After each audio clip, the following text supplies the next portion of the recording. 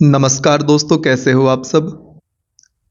इस वीडियो में हम बात करेंगे कि आपके एमपी पटवारी के एग्ज़ाम के दिन आपका मैथ्स और रीजनिंग को देखने का नज़रिया क्या हो, क्योंकि आप उसी नज़रिया के हिसाब से आज के लिए अपनी तैयारी की स्ट्रेटजी बढ़िया तरीके से बना सकते हैं। दोस्तों, आपको एक बात का ध्यान रखना है, जो आपके लिए एक प्लस पॉइंट भी है, स्पेशली उन विद्यार्थियों के लिए जिनको मैथ्स और रीजनिंग से भय लगता है। दोस्तों, आप ध्यान रखें, पटवारी की परीक्षा में आपके लिए काफ़ी समय मिलने वाला है। आपके लिए कुल 180 मिनट मिलने वाले हैं 200 प्रश्नों को हल करने के लिए। दोस्तों, सामान्य तौर पर यदि आप बात करें एसएससी और बैंकिंग जैसे एग्ज़ाम्स की, तो दोस्तों आपके लिए एसएससी में 60 मिनट में 100 क्वेश्चन करने होते हैं, या फिर 2 घंटे में आपको 200 क्वेश्चन करने होते हैं। लेकिन पटवारी में ऐसा नहीं है दोस्तों, आपके लिए 200 प्रश्नों को हल करने के लिए 180 मिनट का समय दिया जा रहा है, जबकि एसएससी में 120 मिनट का समय दिया जाता है। तो इस हिसाब से आप एक प्लस पॉइंट में हैं। जिनको मैथ्स और रीजनिंग से डर लगता है वे विद्यार्थी, कि उनको समय पर्याप्त मिलने वाला है। और दूसरे एग्जाम से हम अगर और तुलना करें तो दोस्तों, जैसे एसएससी में 60 मिनट में आपको 100 क्वेश्चन करने होते हैं, तो दोस्तों इन 100 क्वेश्चन में 50 क्वेश्चन मैथ और रीजनिंग के होते हैं, जिनका लेवल सामान्यतः व्यापम के प्रश्नों के लेवल से अधिक होता है। एवं साथ ही साथ यदि हम बैंक की बात करें तो दोस्तों अलग अलग बैंकिंग एग्जाम्स में आपसे अलग अलग समय में अलग अलग नंबर ऑफ क्वेश्चंस मैथ्स और रीजनिंग के सॉल्व करवाए जाते हैं। जैसे यदि हम बात करें रीजनल रूरल बैंक की, आरआरबी की, तो दोस्तों उसमें आपसे 45 मिनट में 80 क्वेश्चंस मैथ्स और रीजनिंग के सॉल्व करवाए जाते हैं, जिसमें से 40 क्वेश्चन होते हैं मैथ्स के और 40 क्वेश्चन होते हैं रीजनिंग के। यदि हम अदर एग्जामिनेशन की बात करें तो दोस्तों आपके लिए उन एग्जाम्स में कुल 35 मिनट में 60 क्वेश्चन को सॉल्व करवाया जाता है। तो इस प्रकार से दोस्तों बैंकिंग और एसएससी में टाइम का बहुत बड़ा एक क्राइटेरिया होता है कि आपको विद इन टाइम कम समय में अधिक क्वेश्चन सॉल्व करने होते हैं। तो पटवारी में आपके लिए सबसे अच्छी बात यह है कि आपके लिए समय काफ़ी मिलने वाला है। वह मैं आपको इस वीडियो में बताने वाला हूं कि मैं किस आधार पर कह रहा हूं कि आपके लिए मैथ्स और रीजनिंग को सॉल्व करने में काफ़ी समय मिलने वाला है। दोस्तों, आप एक बात ध्यान रखें, कुल मिलाकर आपके 8 विषय पटवारी में जोड़े गए हैं और कुल आपको 180 मिनट पेपर को सॉल्व करने के लिए दिए गए हैं। यदि हम बात करें तो दोस्तों हर एक विषय के लिए आपको लगभग 22.5 मिनट का समय मिलने वाला है। इस प्रकार से कुल 8 विषय में आपके लिए 180 मिनट दिए गए हैं।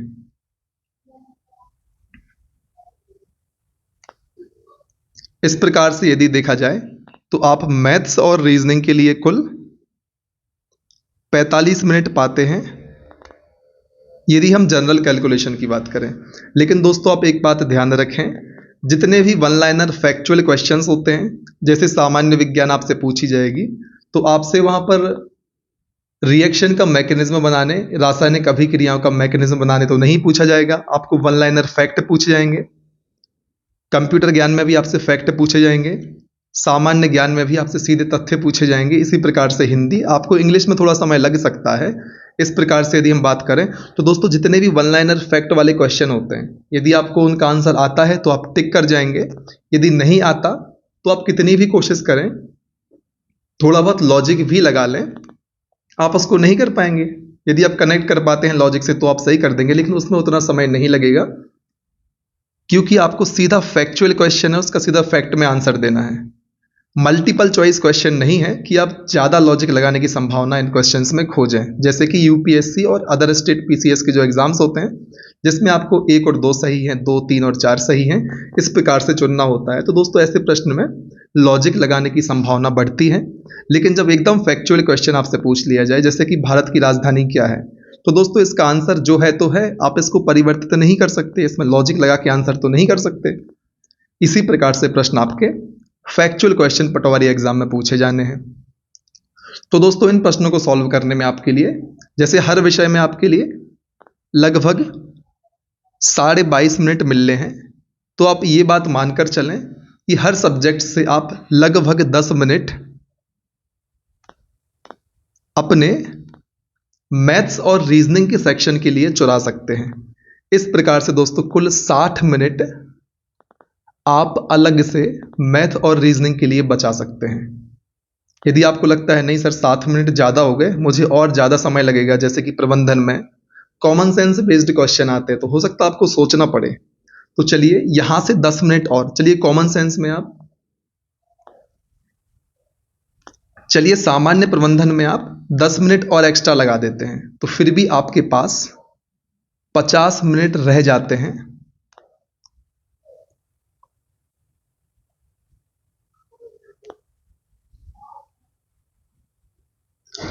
तो तो अब आप बोलेंगे कि सर मुझे इंग्लिश और सामान्य प्रबंधन में ज़्यादा समय लग सकता है, कि सर मुझे इंग्लिश थोड़ी ज़्यादा वीक है, क्वेश्चन समझने में सॉल्व करने में ज़्यादा समय लगेगा, और कई बार सामान्य प्रबंधन में भी sir common sense based question आते हैं तो उनको सॉल्व करने में, उनके आंसर तक पहुंचने में हो सकता है मैं थोड़ा ज़्यादा समय लग जाए।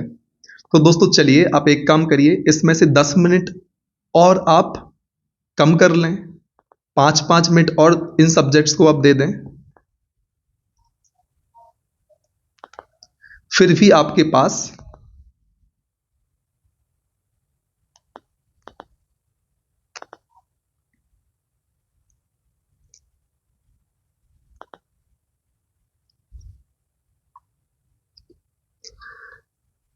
अब आप कहेंगे सर नहीं सर मेरी इंग्लिश कमज़ोर है और सामान्य प्रबंधन में सर कॉमन सेंस बेस्ड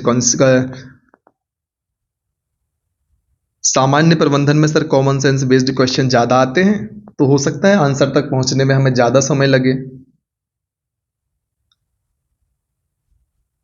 तो दोस्तों ठीक है, आपको 60 मिनट जो एक्स्ट्रा बचे थे आप उसमें से 10 मिनट और निकालकर इन विषयों को दे दें, 5-5 मिनट, फिर भी दोस्तों आपके पास 50 मिनट और प्लस 45 मिनट, कुल 95 मिनट बचते हैं। फिर भी यदि आपको लगता है सर कम है तो एक काम करें 5 मिनट और दे दें आप इन सब्जेक्ट्स को, तो दोस्तों कुल मिलाकर आपके पास 90 मिनट कम से कम बचने हैं मैथ और रीजनिंग को सॉल्व करने के लिए। ध्यान रखें दोस्तों, कम से कम 90 मिनट आपको मिलेंगे। हो सकता है आप इस 90 मिनट को आप 105 मिनट बना दें, क्योंकि एकदम फैक्चुअल क्वेश्चन में आपको समय नहीं लगना है और आपको एग्जाम में दोस्तों गोला नहीं भरना है, आपको टिक करना है। आप 10 सेकेंड में क्वेश्चन पढ़ के आंसर टिक करेंगे, तो कम से कम 100 मिनट मान के चले, मैंने आपको यहाँ पर 90 मिनट मान के चला है। दोस्तों 90 मिनट आपके पास रहने हैं और आपके लिए कुल 50 क्वेश्चन सॉल्व करने हैं मैथ्स और रीजनिंग के। और दोस्तों इन 50 क्वेश्चन में, जो कि 25 मैथ्स के रहने हैं और 25 रीजनिंग के रहने हैं, सारे क्वेश्चंस डिफिकल्ट और सारे क्वेश्चंस हार्ड रहने वाले नहीं है। क्वेश्चन का लेवल 3 भागों में होता है, इजी क्वेश्चंस होते हैं, मीडियम होते हैं और डिफिकल्ट क्वेश्चन होते हैं। तो दोस्तों इन 25 में से आप ध्यान रखें 10 से 15 क्वेश्चन बहुत इजी लेवल के होने हैं, जो आप देख कर ही आंसर कर देंगे। तो दोस्तों आप ध्यान रखें कम से कम 10 क्वेश्चन यदि इजी होते हैं हर सेगमेंट में, चाहे मैथ हो या रीजनिंग हो, 10 क्वेश्चन मॉडरेट होते हैं और 5 क्वेश्चन डिफिकल्ट होते हैं। तो जो 10 क्वेश्चन इजी हैं दोस्तों, आप उनको 1 मिनट में 2 क्वेश्चन सॉल्व कर देंगे। तो इस हिसाब से यदि हम इस 90 मिनट को बांटें, तो मैथ्स हो या रीजनिंग हो, यदि आप दोस्तों आसान क्वेश्चन में चलिए 1 मिनट में 2 नहीं करते, 1 मिनट में एक प्रश्न को भी आप सॉल्व करते हैं, तो इन 20 क्वेश्चन को दोस्तों आप 20 मिनट में सॉल्व कर लेंगे। फिर भी आपके पास दोस्तों 70 मिनट बचते हैं बचे हुए 30 क्वेश्चन को सॉल्व करने के लिए। और दोस्तों इन 30 क्वेश्चंस में भी कुछ क्वेश्चंस होंगे जिसमें आप सीधे फॉर्मूला रखेंगे और आपका आंसर आ जाएगा, जो मिडिल रेंज के क्वेश्चन है। मिडिल रेंज का क्वेश्चन मैंने इसलिए कहा क्योंकि आपको फॉर्मूला रखना पड़ेगा और आंसर करना पड़ेगा। सीधा कहने का मतलब है आपके पास मैथ्स और रीजनिंग को सॉल्व करने के लिए बहुत ज़्यादा समय है, आपके पास समय की कमी नहीं रहनी है। तो आप इस बात से निश्चिंत हो जाएं कि आपको वहाँ पर टाइम की कमी के कारण हो सकता है आपके सवाल छूट जाएं। यदि आप सारा सिलेबस अच्छे से कवर करते हैं, सारे टॉपिक को अच्छे से कवर करते हैं मैथ और रीजनिंग के, कि आप प्रश्न को समझ बस पाएं और प्रश्न ने पूछा क्या है उसका आंसर निकाल पाएं, तो आप निश्चिंत रहें, आपके पास पर्याप्त समय होगा उन प्रश्नों को आपके परीक्षा हॉल में हल करने का। तो यहाँ पर स्ट्रेटजी की यदि हम बात करें कि मैथ्स और रीजनिंग को लेकर अभ्यर्थियों की स्ट्रेटजी क्या हो, तो आप ध्यान रखें सबसे पहले आपको सारे टॉपिक्स कवर करने हैं, जितने भी मैथ्स और रीजनिंग से टॉपिक्स निकल कर सामने आ सकते हैं, ताकि आप क्वेश्चन को समझ पाएँ सही से और उसको आंसर कर पाएँ। आपके साथ ऐसा ना हो कि आप क्वेश्चन समझ ही नहीं पा रहे हैं तो सॉल्व करने का सवाल नहीं उठता। आप सारे क्वेश्चंस कवर करें। आप स्पीड मैथ्स के पीछे मत भागें। यदि आप जल्दी सॉल्व कर लेते हैं क्वेश्चन को तो बहुत बढ़िया बात है। सबसे पहले आपका प्रयास होना चाहिए कि आप सारे सेगमेंट को कवर करें यदि आपके पास समय है तो। कुछ सेगमेंट ऐसे हो सकते हैं, कुछ लोग का परसेंटेज एवरेज बहुत अच्छा हो सकता है, तो आप चिंता मत करें, आप उसको स्किप कर सकते हैं क्योंकि आपको एग्जाम में काफ़ी समय मिलना है। लेकिन आप सारे टॉपिक कवर करें जिससे कि यदि उस टॉपिक से क्वेश्चन आता है तो आप उसको सॉल्व करने की अप्रोच तो कम से कम जानते हो, क्योंकि समय आपके पास बहुत है, समय की कमी आपके पास रहने वाली नहीं है। यदि आप एकदम ज़्यादा टाइम लगाते हैं, आप सॉल्व करने में 5-5 मिनट एक क्वेश्चन को लगाते हैं दोस्तों, तो फिर कह सकते हैं कि आपके लिए कम समय है। लेकिन यदि हम सामान्य एग्जाम की बात करें, उसके हिसाब से आपके पास बहुत ज़्यादा समय है एमपी पटवारी के एग्जाम में। यदि आपको दोस्तों 3 घंटे की जगह 2 घंटे का समय दिया जा रहा होता, तब चिंता की बात थी कि आपके पास समय कम है। लेकिन दोस्तों यहाँ पर सीधा 1 घंटा आपको ज़्यादा मिल रहा है, उसका आप भरपूर इस्तेमाल करते हैं मैथ्स और रीजनिंग को सॉल्व करने के लिए। तो दोस्तों इस 1 घंटे का आप तभी भरपूर इस्तेमाल कर पाएंगे जब आप पर सारे प्रश्न बन रहे होंगे, चाहे आप उनको आराम आराम से सॉल्व करें कि आप 1 से 1.5 मिनट में आंसर ला पाएँ। आपके पास प्रश्न का आंसर होना ज़रूरी है, आपको पैटर्न पता होना ज़रूरी है कि किस अप्रोच के साथ, किस पैटर्न के साथ इस प्रश्न को सॉल्व करना है। यदि आप वह तरीका जानते हैं तो आप एग्जामिनेशन हॉल में क्वेश्चन को सॉल्व कर पाएंगे। तो सबसे पहली अप्रोच आपकी होनी चाहिए, आपको समय की टेंशन नहीं लेनी है, आपको सारे टॉपिक्स कवर करने हैं जिससे कि आप बेटर तरीके से सारे क्वेश्चन को समझ पाएँ और उनको सॉल्व करने का प्रयास कर पाएँ, जिससे कि आप परीक्षा में एक भी प्रश्न ना छोड़ पाएँ। कंपटीशन बहुत ज़्यादा है दोस्तों। मैथ्स और रीजनिंग एक ऐसा सेगमेंट है, दोनों को मिलाकर यदि हम बात करें कि यदि आप पर यह आता है तो आप इसमें से 50 में से 50 भी स्कोर कर सकते हैं और काफ़ी सारे लोग स्कोर करेंगे। काफ़ी सारे कहने का मतलब है दोस्तों, उतने विद्यार्थी काफ़ी सारे कहने का मतलब है दोस्तों कि काफ़ी सारे यहाँ पर काफ़ी सारे लोग स्कोर करेंगे, कहने से मेरा तात्पर्य है जैसे कि 6755 पोस्टें हैं, तो उन पोस्टों से कई गुना ज़्यादा विद्यार्थी ऐसे होंगे जो 50 में से 50 क्वेश्चन अटेम्प्ट करके आएंगे।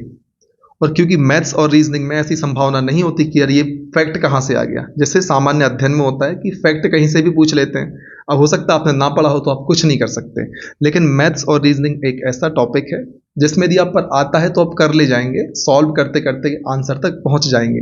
तो दोस्तों इस पोर्शन को आप हल्के में नहीं ले सकते, आपको सारे टॉपिक कवर करने हैं ताकि आपको सारे क्वेश्चन को सॉल्व करने का तरीका पता हो और फिर एग्जामिनेशन हॉल में आपके पास टाइम तो है ही। तो प्रयास करिए सारे टॉपिक कवर करें, क्योंकि यहाँ पर आप पूरे में से पूरे नंबर क्लियर कर सकते हैं और जहाँ कहीं 1-2 नंबर कटने की गुंजाइश होगी आप वहाँ पर इस सब्जेक्ट को कवर करके एज ले सकते हैं। फॉर एग्जाम्पल आपको लगता है कि नहीं मेरी इंग्लिश कमज़ोर है, वहाँ मैं 22-23 क्वेश्चन अटैम्प्ट नहीं कर पाऊंगा, यदि आपका 170-75 नंबर टारगेट है स्कोर करना तो तब आप यहाँ पर फुल में से फुल या पूरे में से पूरे नंबर लेकर आएँ। हो सकता है 1-2 क्वेश्चन आप जीएस में गलत कर दें, 1-2 क्वेश्चन इंग्लिश में किसी और सब्जेक्ट में गलत करते हैं, तो यहाँ से उनकी पूर्ति आसानी से हो जाएगी। तो उम्मीद है दोस्तों आपके लिए समझ आया होगा कि आपको मैथ्स और रीजनिंग को लेकर एग्जाम में टेंशन लेने की आवश्यकता नहीं है। यदि आप सारे टॉपिक्स कवर कर लेते हैं तो आप आसानी से एग्जाम्स को क्वेश्चंस को एग्जाम में हल कर पाएंगे। आपके पास टाइम काफ़ी होने वाला है, कम से कम 90 मिनट आप एग्जाम में मैथ्स और रीजनिंग के लिए निकाल लेंगे। इसके अलावा यदि आप बाकी सेगमेंट और जल्दी कर सकते हैं तो दोस्तों यह 90 मिनट से बढ़कर 120 मिनट तक जा सकता है। फॉर एग्जाम्पल जिसकी इंग्लिश बहुत बढ़िया है उसको हिंदी इंग्लिश में फ़र्क समझ नहीं आएगा, वो इंग्लिश को 10 मिनट में कर लेगा। तो वो व्यक्तिगत निर्भर करता है कि आप व्यक्ति विशेष पर निर्भर करता है कि आप किस तरीके से एग्जाम को देखते हैं, है ना। तो बने रहें हमारे साथ। यदि आप इसी तरीके की वीडियो चाहते हैं टॉपिक के एनालिसिस को लेकर या किसी भी तरीके से हम आपकी सहायता कर पाएँ तो आप हमें बताएं, स्ट्रेटेजी को लेकर तो आप हमें ज़रूर बताएं। तो दोस्तों बने रहें हमारे साथ। और यदि आप इसी प्रकार की वीडियोस लगातार चाहते हैं कि किस सब्जेक्ट को पढ़ने की क्या अप्रोच हो, क्या स्ट्रेटेजी आपको बनानी चाहिए, तो आप हमें ज़रूर कमेंट सेक्शन में कमेंट करके बताएं। यह वीडियो आपको यदि अच्छा लगे तो इसको लाइक करें। यदि आपको लाभदायक होता है किसी भी प्रकार से आपको मोटिवेशन मिलता है, आपको कॉन्फिडेंस आता है कि हाँ मैं कर सकता हूँ इस वीडियो को देख के मैं। तो दोस्तों इस वीडियो में इतना ही। यदि आपको हमारे द्वारा बनाए जाने वाले वीडियो से किसी भी प्रकार का कॉन्फिडेंस आपके एग्जाम के लिए आता है तो आप कमेंट सेक्शन में ज़रूर बताएं।